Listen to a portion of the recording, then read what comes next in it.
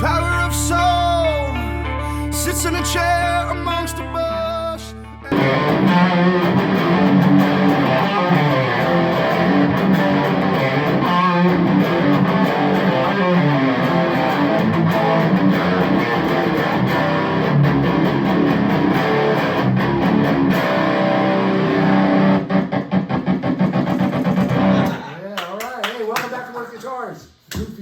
Hey man, we're doing a new thing called the Artist Spotlight. Nice.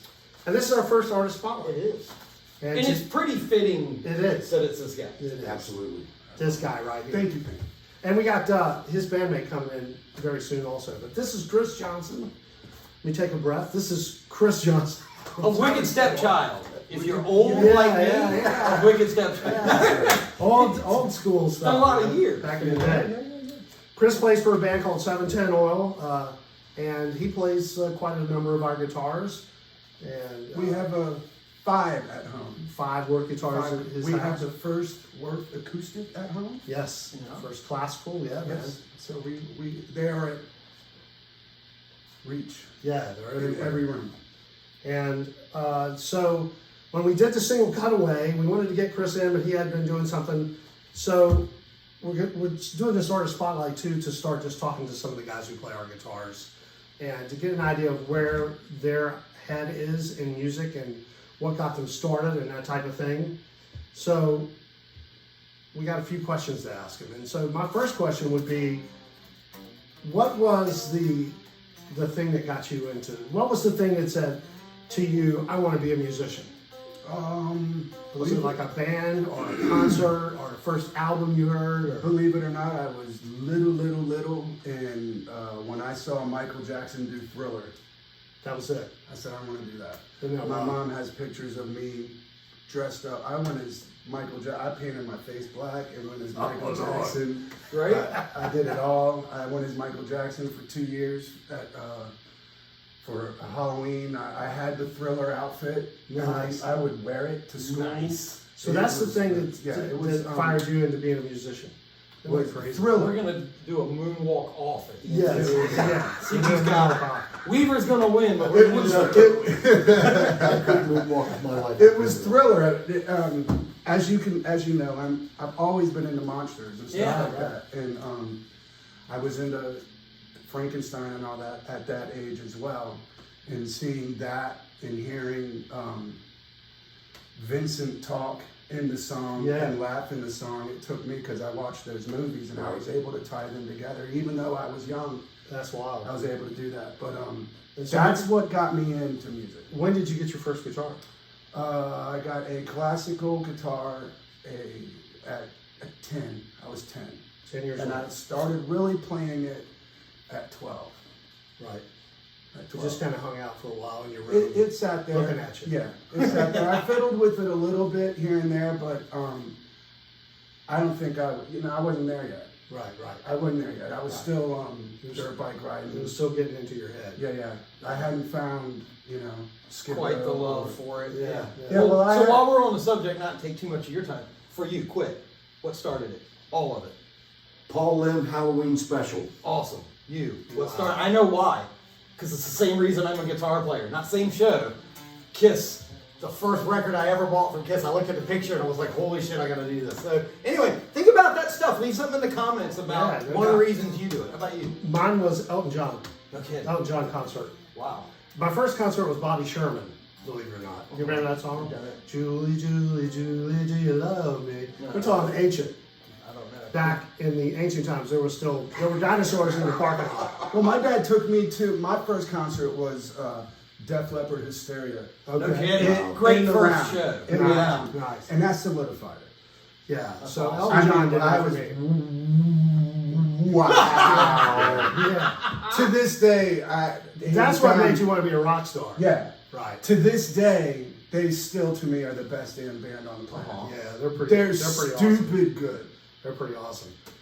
Well, so your band, 710 Oil, if you had to describe a kind of a genre or a kind of a sound you were looking for, what do you think that would be as far as your music in band 710 I think we're kind of a punky grunge.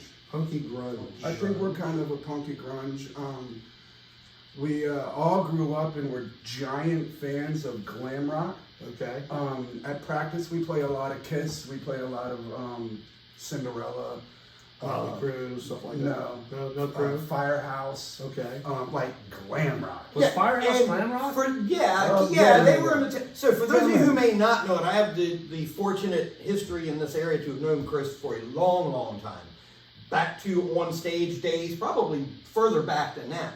A lot of us children at that point I was were definitely playing in club bands, doing whatever was popular at the Yeah. time, Yeah. or trying to at least sound like whatever was popular at the time. One of the cool things about Chris, knowing this from our history, has always been involved in songwriting in one form or another. It was never a band that was just a cover band.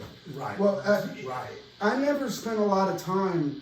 Like it's strange for me to come up and like you guys have to play something. Blah, blah, blah. I've never been that kind of player. I'm not the kind of guy that plugs my guitar in and jams with the radio or puts an album on and learns how to play the songs. I've never done that. From day one, I picked the guitar up and what sounded cool is what I played. I never learned. It wasn't until I was in Stepchild at 14 and 15 years old that I learned how to do that. I played for 3 years, just cool, cool, cool. And I would go down and ask my dad, and my dad probably, I've said this to my kids, and you know, my wife gets upset with me sometimes, but it's the most honest thing that my dad still to this day has ever said to me, which is still in my head, is I would take my guitar downstairs and go, Dad, check this out. Doesn't this sound like this? And my dad would go, no. No. It doesn't. It doesn't sound like that. So I would go upstairs and make it sound like that. I didn't pick up Learn a how to book. play by Yeah, ear. I didn't pick up a book. You know, none of those things. I just, now I can read the hell out of some tablature. Yeah, man, right on. You know what I mean? But it's never been that for me. Yeah. Like you said, we've always been in a band. Some of the coolest music that I ever wrote was when we were 15 and 16 years old in Wicked Stepchild, and we hit each other up privately. You know, we got to do this. We got to put this stuff out. I don't know when we're going to, but we constantly talk about it. The four of us are always talking about doing it. Chuck lives in West Virginia, so it's a little difficult. But we've been writing cool music.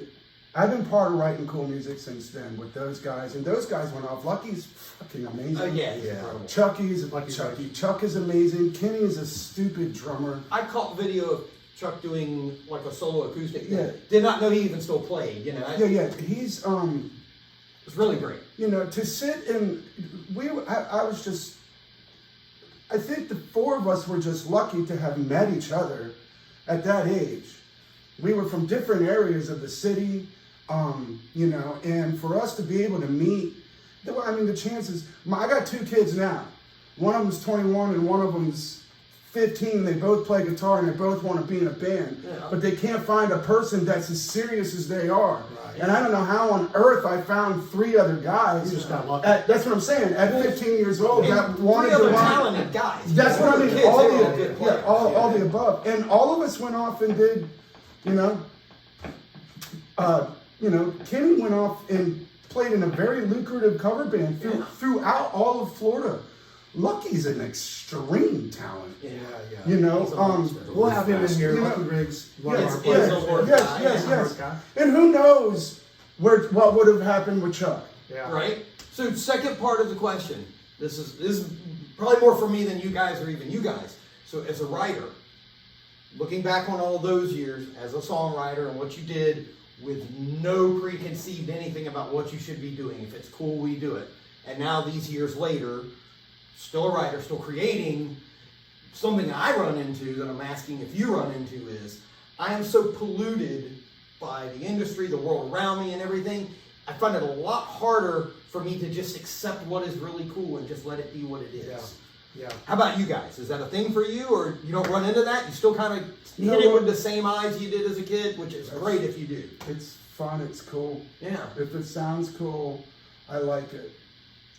Well, let me ask you this: if you do, when you write songs, do you write?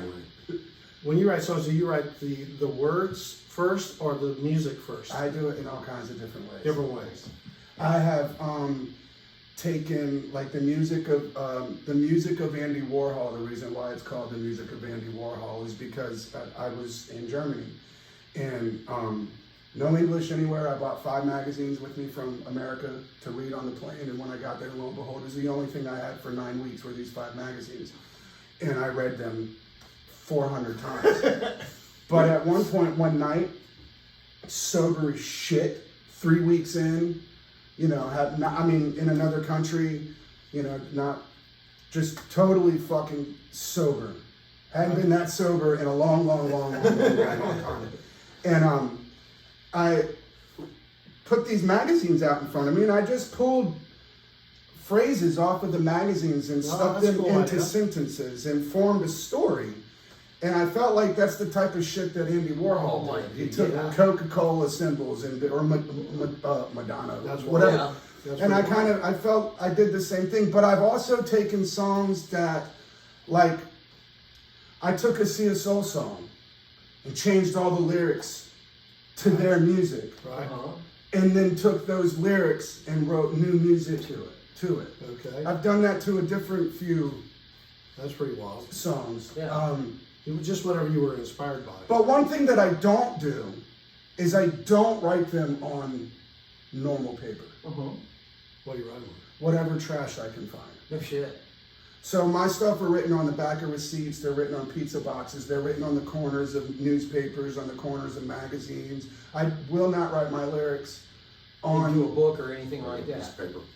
my folder is full of garbage. That's kind of like that's a weird little idiosyncrasy. You were talking about your picks earlier. Tell us about the pick thing again. One of the things that I like to collect with all of these people that we meet, and for my own personal collection, my own serial killer collection, I take their guitar picks. I steal their guitar picks. A lot of them drop them on the floor, so I take them. Fair game. I have a giant collection of guitar picks from great, you know, All what you saying does, if you find one on the floor, that's the one you use. If I find one on the floor, I love to play those. But if I'm buying them, I will only play the yellow Dunlop. I don't. What did you say it was? Vortex? 78 millimeters. 73, I think, is what it is. I don't 72, know. I think. Doesn't matter. It's the yellow one. That's how we all buy that stuff. Yeah, but it Yeah, has to yellow. have the turtle on it. Yeah. Yeah, If I don't have these or one off of the floor, then I won't play the it. gig is just a waste. I won't play it. Like my fingernail here is so thin Yeah. from playing I my do that guitar too. without, I do like that it too. rips. Yeah. I can scratch my face and my fingernail will rip. I'm like, shit, man. I get, what's that? The guitar player finger? I don't know what that is. Yeah. I'm sure every guitar player has it. I'm sure you got horrible fingers, Mr. Bass Player. Look at Dude, his fingers are like hammers. He I got drives nuggets. nails Look at with those those goddamn fingers. things, man. Mallets. He goes, kush, kush, kush, and the nail goes right into the wall. Okay, Balance. getting back to 710 oil. Yes. What would you like to see 710 oil accomplish as far as musically? What are you seeing musically for 710 oil? Anything that comes to mind, a vision of any kind or something like that maybe? You know, a kind of a direction maybe? When I started 710 Oil, I set out to be the best band on the planet. Right? I set out to be in one of the most powerful bands, period. I know there's a lot of talented players and a lot of talented people, but I wanted to be in a powerful band. I wanted to be in a band that punched you in your mouth. Right. When we formed it, we were very angry, very pissed off. I have been very angry and very pissed off till about 5 years ago. And you talk about hitting a stump. That's the stump that I've hit. Is I'm not as angry as Well, do I you used feel like to you be. lost anything in your music because you're not as angry? Was the anger what drove the anger, songwriting process? The anger is what drove a lot of lyrics. Yeah. I have found a lot of artists that have caught up to my thought pattern. They're doing it for me. Like, I'll hear something by Bring Me the Horizon, and that's exactly how I feel. And I can't say it now. They got it out for me. And the only way I would know how to do that is the way they did that. Right. Asking Alexandria is another, that guy. The last few albums that those two bands have put out have honestly, truthfully, a few years back, were life-saving songs for me that kept me from, That's pretty heavy duty. no matter how big 710 was at that point in time, I was still in a very, very dark place. And those two bands helped me through that, literally those two bands. But, That's awesome. yeah, so I wanted to be in a powerful band. I wanted to be in a band that people were like, holy fuck. And I think we've done that. Yeah, you did. It's definitely a good show, man. I think we've done that. I think that 710 Oil is far from done. Oh yeah. I think that the biggest stuff for 710 Oil has not happened. I think that, like with a lot of other bands that you see and hear of, it takes a long time. Yeah. And we are one of those bands that have stayed true to being an original band. Yeah. We have stayed true to us. Vinny and I have stayed true to our unit. Vinny and I have been playing together for 20 years. So we told each other when we formed this band and when anybody joined this band that nothing else matters in your life. Your wife don't matter, your kids don't matter, your job don't matter. When 710 Oil says we leave, we leave. Right. If your wife has a problem with that, get divorced. You really have Right. to. You really have It's a to. have that commitment. It's a mindset. strong You're commitment. married to 710 Oil It's before almost- you're married to anything else. It's almost like you almost have to be like that character from that movie Heat, where it says you have to be willing to leave everything behind. At the drop of a hat. It's just go. Well, when you join 710 Oil, you do that. Yeah. You do that to join the band. Right. That's Yeah, cool. there comes a point where, now everybody goes off and does side things and stuff like that, but we stayed very focused in on one another. We're being through the things that we've been through and being through the things that we've seen each other go through and losing some members that we've lost after long periods of time. We've been through some hurt together as a band, which has tightened us all up together. And ironically, made it, we're probably more formulated, a stronger unit now than we have ever been. And that's with a new member that's been here for 2 or 3 years. We're probably having more fun now. And I hate to say that because I don't want to disrespect anybody, but Right. we're having more fun That's as a band. We're looking at each other making sure we're having a good time. Because before, like I said, I was suicidal. And we were on top of the game locally. We were the #1. Everybody's coming to town asking for 710 Oil. We were touring. We were doing it all. Opening for the biggest bands in the world at the time. And I could give 2 shits. Could fucking care less. At the same time, Chris Cornell's killing himself. Yeah. The homeboy from the other band kills himself. I'm...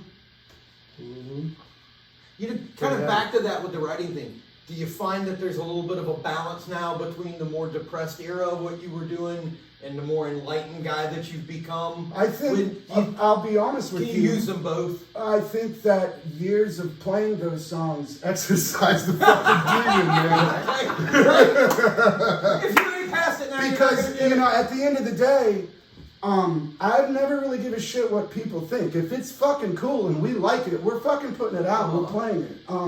That's what's made 710 Oil different, is everybody's going out, we gotta sound like Metallica, or we gotta be and drop, and scream, and some of them now, we gotta have a girl in the band. All this, no. Right. We stayed true to what we thought was cool to hear.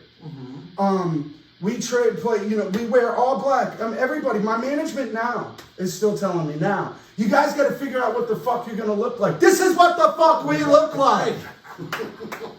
All right. You know? That's great. Yeah, man. You know, so we've done this for 20 years. This is what we do, you know. So put this shit on album and put it the fuck out there and let us light the stage up and let's roll. But the music is changing more into back to where I was in an artistic fashion, to where it's not so angry anymore. The music we're starting to write now is more rock and roll. Right. It's kind of got back to the. I've noticed that. It's Newer more, songs. yeah, you heard the brand new one. Yeah. Called it's Punk Rock Poison. You heard that? That's about Great. getting up on a Friday night, throwing back drinks, fucking hot rodding, Having a good time. and fucking fighting, going out old school rock and rolling. Yeah. You know, and nobody's written an old school.